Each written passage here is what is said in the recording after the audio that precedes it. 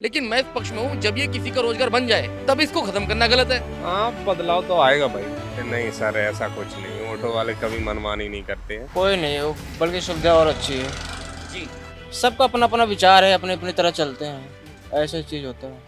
Bike taxi का मुद्दा जहां दिल्ली में गरमाता ही जा रहा है, ऐसे में अब जो एक सरकार की तरफ से राहत वाली एक खबर आई है, जहां पर सरकार ने ये तय किया गया है कि जो आपकी बाइक टैक्सी है उसको कुछ नियमों के आधार पर दोबारा से बहाली दी जाएगी। तो देखते हैं लोगों की इससे क्या है राय, क्या उन्हें इससे राहत मिलेगी और किन लोगों को इससे नुकसान हो सकता है, क्या है इस पर लोगों की राय जानते हैं। भैया, बाइक टैक्सी जो चलती थी, बाइक से लोगों को छोड़ने का एक काम किया जाता था, तो उसमें जो अभी बंद कर दी गई थी दिल्ली में, अब उनको दोबारा से बहाली करने का उनका एक निर्णय लिया जा रहा है।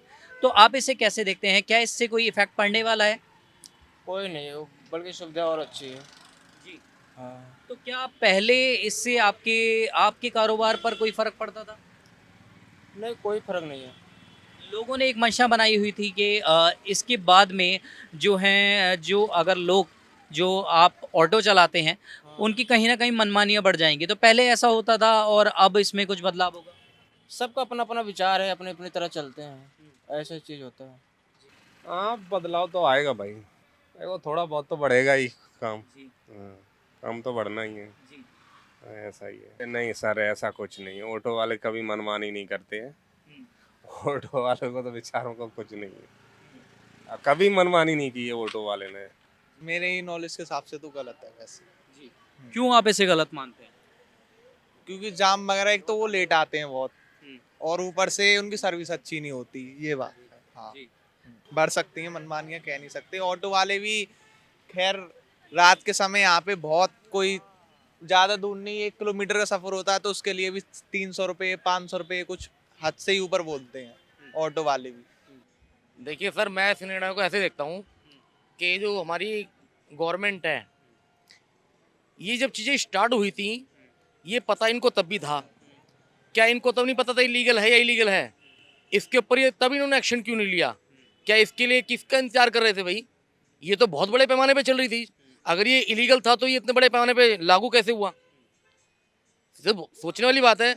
अब जब ये लोगों का रोजगार बन गए थे, देखिए मैं खुद ऑटो चलाता हूँ, मानते हैं एक दूसरे काम पे फर्क पड़ता है, लेकिन मैं इस पक्ष में हूँ, जब ये किसी का रोजगार बन जाए तब इसको खत्म करना गलत है, या उसके पहले उसकी व्यवस्था करो। ये ठीक उसी तरह से हो गया जैसे कि दिल्ली में जब मकान बन रहे होते हैं ना अनऑथराइज कॉलोनियों के अंदर, जब तो पैसे लेकर के अवैध मकान बन जाते हैं, लेकिन जब उनको बसे हुए 30-40 साल हो जाते हैं, जब उनके पुश्तें निकल जाती है वहाँ पर, अपनी जीवन भर की कमाई वो उस मकान में लगा देते हैं, तब गवर्नमेंट आती है, कहती है इलीगल है जी, तो बुलडोजर चला दो, तोड़ दो इसे। तो ये तो बिल्कुल सरासर गलत है। बिना किसी व्यवस्था के एकदम से आप ऐसे कैसे किसी का रोजगार छीन सकते हो? जब आप एक पटरी वालों को, रोजगार वालों को, जो फुटपाथ बाजार लगाते हैं, आप एक झटके में उनको नहीं हटा सकते। आप एक झटके में इनको कैसे हटा सकते हो? या तो आप पहले इनको कोई रोजगार प्रोवाइड कराएं, इसी से रिलेटिव, कि भाई हम सरकार का कोई इस तरह से ऐप डाउनलोड कर रहे हैं, या इस तरह की सरकार के आप अंडर आकर के काम करो, हम आपको काम देते हैं, तब तो कहानी समझ में आती है। इस तरह से मैं समझता हूँ ये सरासर गलत है। पहले ही बेरोजगारी की मार है, पहले ही गवर्नमेंट को सोचना चाहिए। जहाँ कंपनियों की छटनी की जा रही है, उसके बीच में एक ऐसी और मार। तो ये जो आप देखते होंगे कि आप इससे क्योंकि बिलोंग करते हैं और आप खुद एक ऑटो चालक हैं, तो आपको पता ही होगा कि बहुत से लोग ऐसे थे जो अपने पार्ट टाइम में इसको अपना रखा था। कोई अपनी इससे फीस निकालता था, कोई अपना इससे रोजगार चलाता था, घर चलाता था। तो एकदम से ऐसा निर्णय आ जाना बहुत देखिए सर, फर्क डालता है। मैं एक चीज जानता हूँ, हमारी सरकार को सब पता है क्या इलीगल चल रहा है और क्या लीगल चल रहा है। आज मुद्दा ये बाइक का है, ऐप वाली बाइक का, कल मुद्दा बैटरी रिक्शा का उठेगा। क्या इनको नहीं पता जिन जिन रोडों पे प्रतिबंध है वहाँ कैसे ई रिक्शा चल रहे हैं? कहीं पे नंबर प्लेट नहीं होती, कहीं पे इलेक्ट्रिक जो बैटरी रिक्शा वो पीछे से ढक करके उसके अंदर बिना नंबर के ही वो एक स्टंप लग जाती है बस, और वो चलते रहते दिल्ली के अंदर। कहाँ नहीं चल रहे बताइए आप मेरे को? आज पैंडल रिक्शा की तादाद कितनी है? लेकिन इसके ऊपर अभी कोई नहीं बोल के राजी है। कल को कोई बड़ी दुर्घटना हो जाएगी, कल को कोई बड़ा कांड हो जाएगा, फिर कहते हैं एकदम सबको हटा दो। क्यों भाई? जब से तुम लोग आंखें मूंदे बैठे हो, छोटी छोटी चीज़ पर भी गाड़ी को यहाँ नो पार्किंग लगा दिया, तुरंत अपना कैमरा निकलता है, ट्रैफिक वाले उसकी वीडियो बनाते हैं, चलान हो गया तुम्हारा ऑटोमेटिक। तो आप उनको इलीगल की वीडियो बनाकर उनको आप नोटिस क्यों नहीं भेजते हैं? क्योंकि सर यहाँ पे सारा काम प्लानिंग से होता है।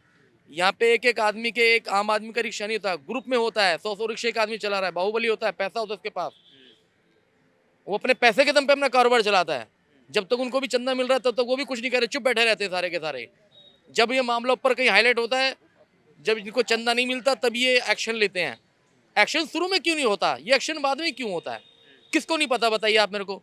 आप जैसे पत्रकार हैं, छोटी छोटी मीडिया वाले हैं, ये हर किसी को पता है। आज की डेट में आपको सारी चीजें, आप ड्रोन कैमरा आपके पास है, सैटेलाइट आपके पास है, सब कुछ पता आपको, कहाँ पे रिक्शे चल रहे, कहाँ पे नहीं चल रहे। फिर आप इंतजार किस चीज का करते हो? कौन आपको कहेगा कि भाई आप आओ इन्हें बंद करो? ये तो आपका दायित्व बनता है। एक आदमी, मैं आम आदमी जाकर क्या कहूँगा कि भाई तू हटा ले यहाँ से, या सरकार को कहूँगा जी तू इसको बंद कर दे? ये तो गवर्नमेंट की ड्यूटी बनती है ना, जब गवर्नमेंट को सारा पता है, सारा उनके पास चीजें हैं। सर मैं इस चीज के लिए मैं समझ सकता हूँ। देखिए कोई भी चीज लॉ के अंदर होती है, हर चीज का एक अपना एक कानून होता है। जब पब्लिक ट्रांसपोर्ट में कोई चीज आती है तो उसके लिए अलग से लॉ हो जाता है। तो ये ठीक है, लॉ के हिसाब से गलत है, हम भी इस चीज के लिए एक्सेप्ट करते हैं, हम भी मानते हैं। लेकिन लॉ के हिसाब से बहुत सारी चीजें गलत चल रही हैं। पहले चीजों को बढ़ावा देना, फिर जब उसके ऊपर रोजगार डिपेंड है फिर उसको हटा देना।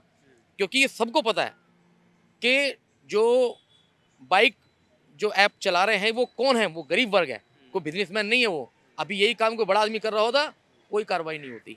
जैसा कि आपने सुना, यहाँ पर हमारे समक्ष मौजूद शख्स का कहना है कि जो ये बाइक चली थी उस टाइम पर अगर ऐसा निर्णय ले लिया होता तो ये जो अब जो लोग बेरोजगारी से जूझेंगे या बेरोजगार इसकी वजह से होंगे, वो कहीं ना कहीं ना होते। कहीं ना कहीं इसमें सरकार की भी गलतियां हैं, कहीं ना कहीं उन लोगों की भी गलतियां हैं जो इन बाइकों का रजिस्ट्रेशन कमर्शियल रूप से कराने की जगह ऐसे ही चलाने लगते हैं।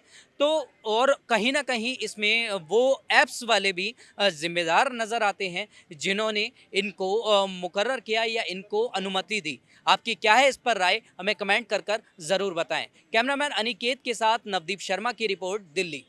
आप देख रहे हैं सौगंध टीवी, सौगंध वतन की।